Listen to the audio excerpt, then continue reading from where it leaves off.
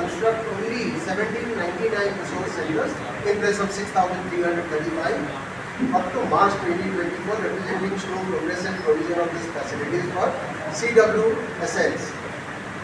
During the period 2015 to 23, as against a training target of 2,45,479 teachers, special educators over 3 courses, only 1,64,545 could be trained, leading to a shortfall of 33%.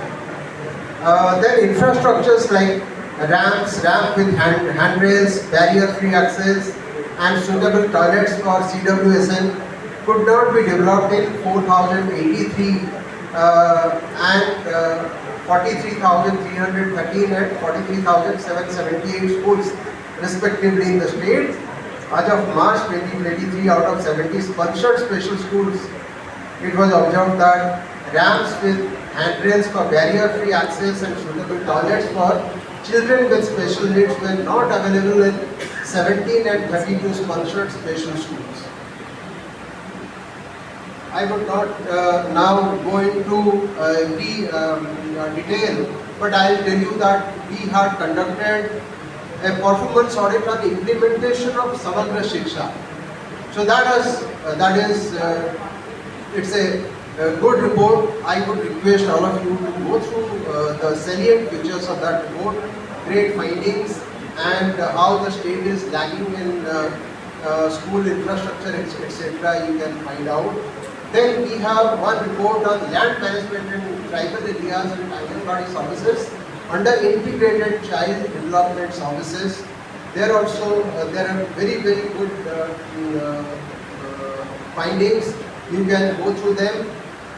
Then we have a report which is on public health infrastructure and management of health services in West Bengal.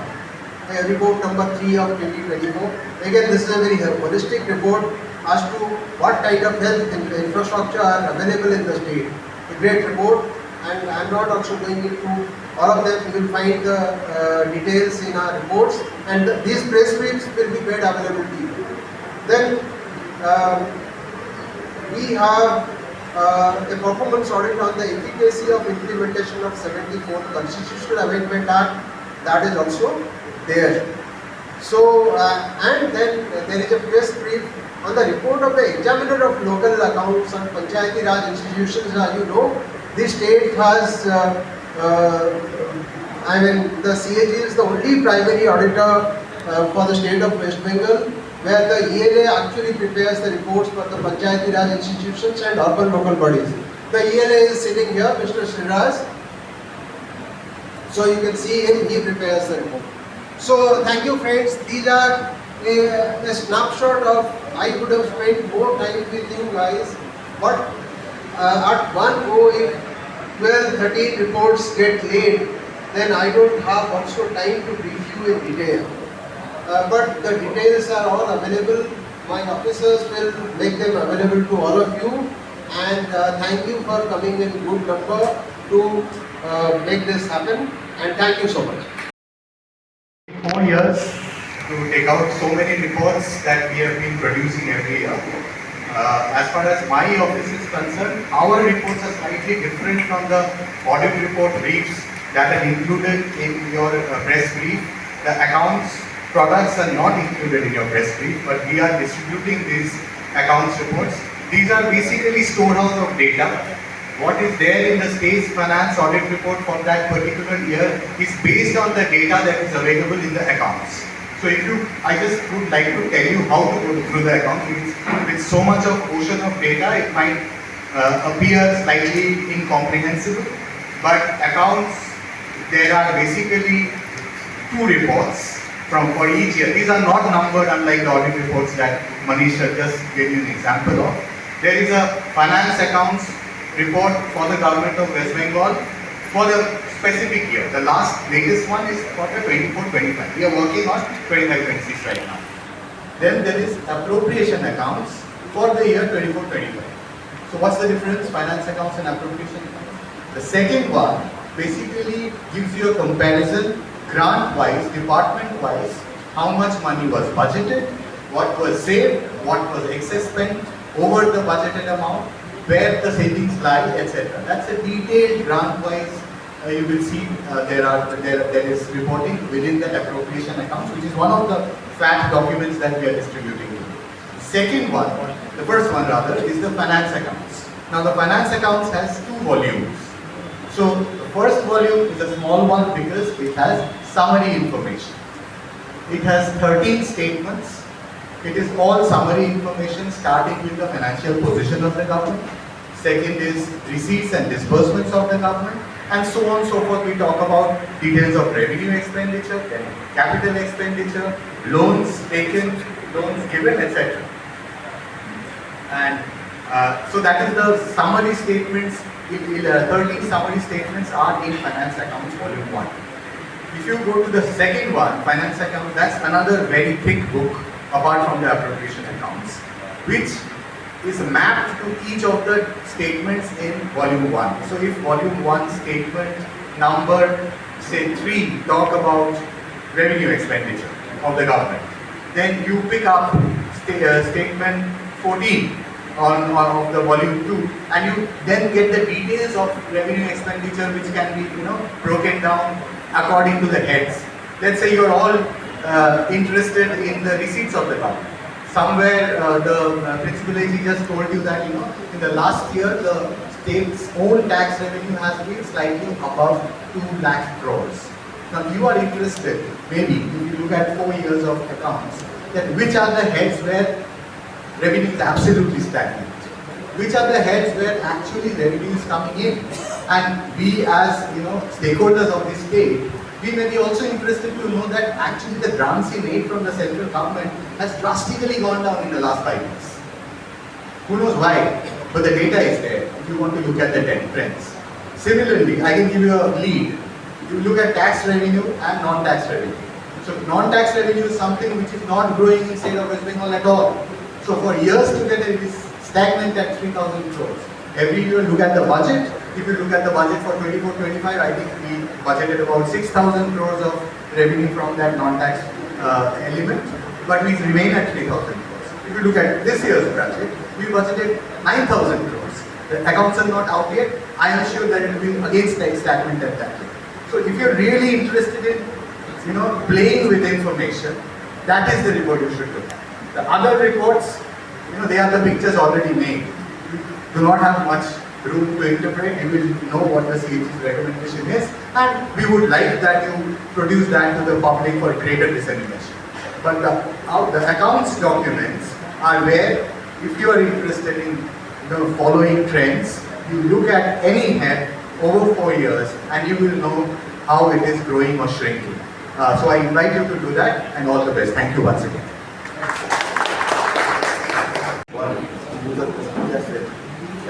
This is happening for the first time in past 4 years. Lucky are those states where reports are presented every year, but here after 4 years they are getting the opportunity to interact with the media person and witness the CAG's report being read on the floor of the assembly. Today we have got from my office, as you know there are 52 departments in the government of West Bengal. My office located in the Salt Lake CGO complex is responsible for 22 departments, and those reports, 8 reports are from those departments. So I will be highlighting the issues which we have raised in both audit reports. I think you are eagerly ready to hear this. The first one is the report number 3 of 2022. All these reports contains either the performance audit report or the long draft paragraph. The first report contains the compliance audit report on the post-Amphan relief and restoration work. As you know that in government of West Bengal, Amphan, it came on in May, and for 2 days it has devastated the property, right from the housing to the crops and livestock.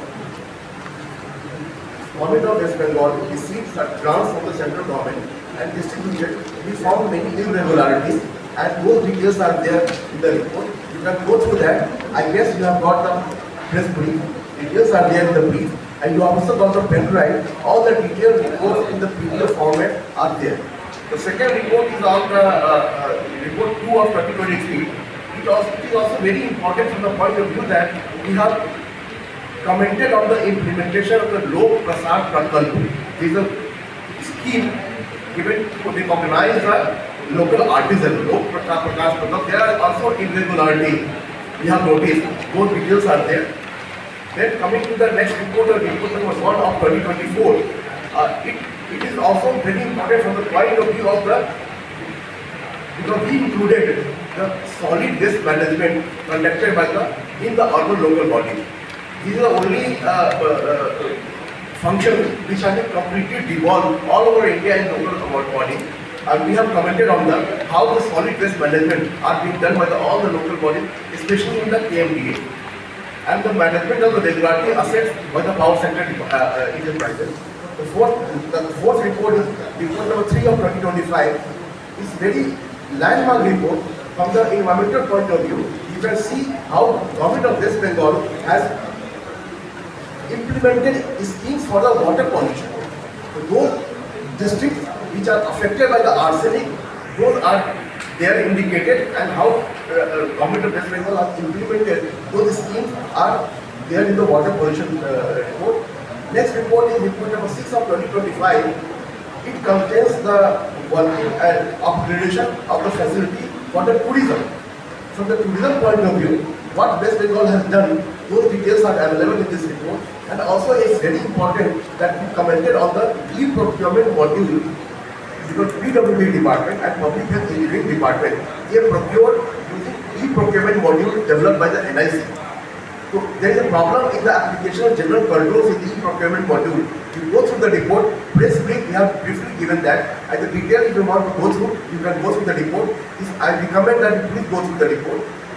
And the last one is the report 4 of 2024, which contains a very important scheme of the government of India, which is Jal Jeevan Mission. Jal Jeevan Mission is the government of India's flagship scheme, where we are mandated to provide a pipe connection to each and every rural household. You read that report, it's a very beautiful report, and the problem encountered in the West Bengal we have highlighted. And the last one is the report number 1 of 2026 report. One is on the adequacy and infrastructure of the animal resource department and the coastal tourism. Coastal tourism one is the highlighted part of the West Bengal, because only few states are endowed with the coast, and the coastal tourism attracts lots of tourism from the outside, and how government of West Bengal has implemented those schemes under the coastal regularity zone, those you can find it in those reports. So in this 5 years report are laid on the floor of the legislature today. You can go through the report, highlighted the important ones I have already told. Details are there in the report. If you don't want to go through every report, just at least read the executive summary. Executive summary and the last result recommendation, you will get enough material to report. I expect all of you to tomorrow when we open the newspaper, I really want all of you to give us some highlight of the work CAG has done for the past 4 years. Thank you very much. So the committed expenditure itself was something like 54.93% to 62.86%.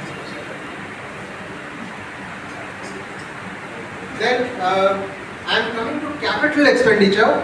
The capital expenditure of 21,622 crores during 24-25 constituted only 1.19% of the GSDP for the state. So if such a big state will have such small capital expenditure, then capital formation in the state will not happen. So that is something which is concerning. I am coming to liabilities now. As of March 25, overall outstanding liabilities of the state stood at 7,01,724 crores. So as you can appreciate, the state's borrowing reached 7 lakh crores by the year March 2025. There was a decline in debt to GSDP ratio from 42.6% in FY 2021 to 38.66%. This is something good that has happened over a period of time. because as you know 2021 was the COVID year. That time the debt to GSTP ratio actually reached 40%.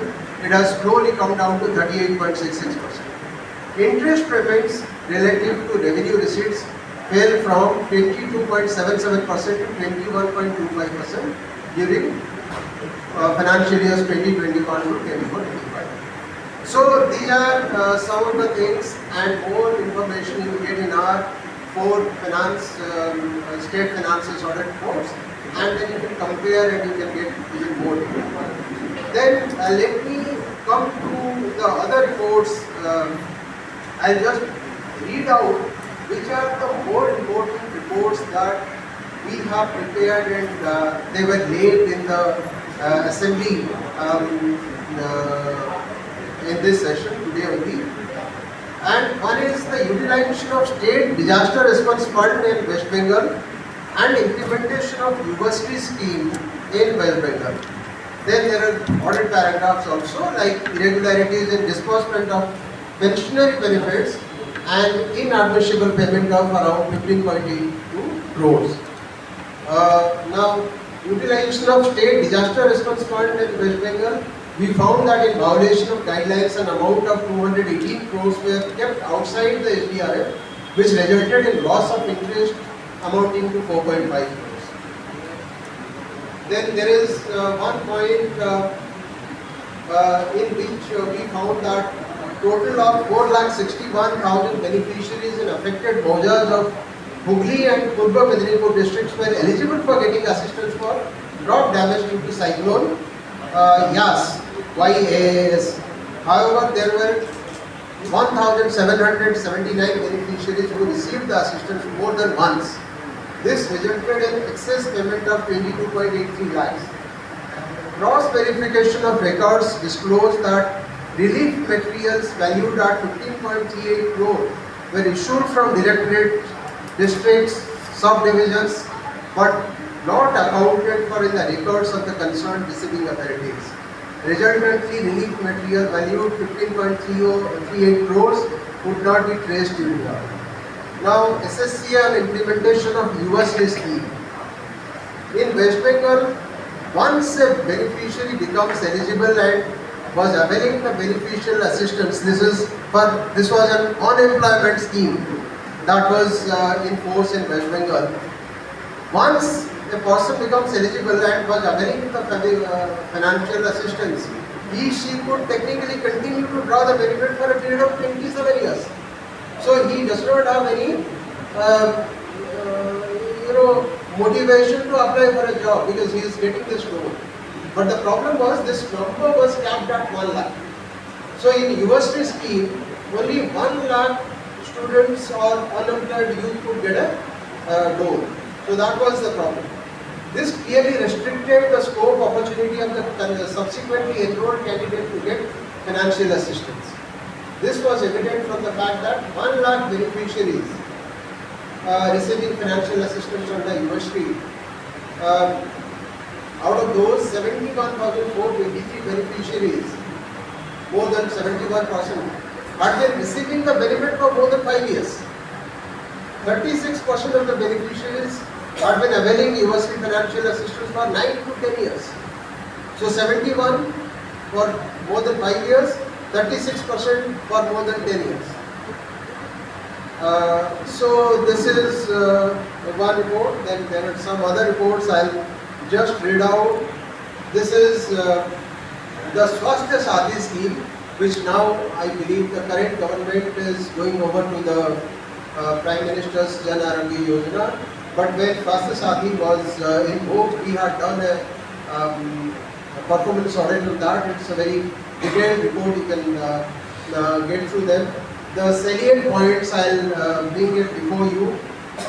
Test check-up records of 50 private empaneled hospitals showed that 31 hospitals were improperly allowed higher grading vis-a-vis available infrastructure, services offered, sanctioned bed strength of hospitals, etc. Due to improper gradation, these healthcare providers, though entitled to lower package rates as applicable of SS scheme, may be paid at higher rates. Consequently, such anomalies resulted in excess payment of 14.48 crores. Then the National Insurance Company and Bajaj Alliance General Insurance Company had not refunded 9.78 crores to SNAs for failing to reach the mandated claim ratio as per agreements. There was excess expenditure of 46.97 crore on enrollment and distribution of smart cards to 1.68 crore families by third-party administrators. Out of joint review of 65 empaneled private SCPs and test check 6 districts, shortage of resident medical officers and nursing staff was noted in 32 and 36 SCPs. In 16 test checked SCPs, it was seen that emergency wards did not have adequate appropriate equipment or facilities such as defibrillators, ventilators, infusion pumps, etc. Inpatient survey involving 399 inpatients in test-checked SCPs of 6 test-checked districts revealed that 141 inpatients had paid consultation fees ranging 70 and 700, whereas 112 inpatients had to bear costs ranging 250 and 20,000 for diagnostic tests. They did not have paid anything, as you know, as per the scheme. This was in contravention of the provisions of the scheme which envisaged cash-based treatment. Then there was one compliance audit on availability of an inclusive and accessible environment in educational institutions for persons with disabilities, PWD persons, and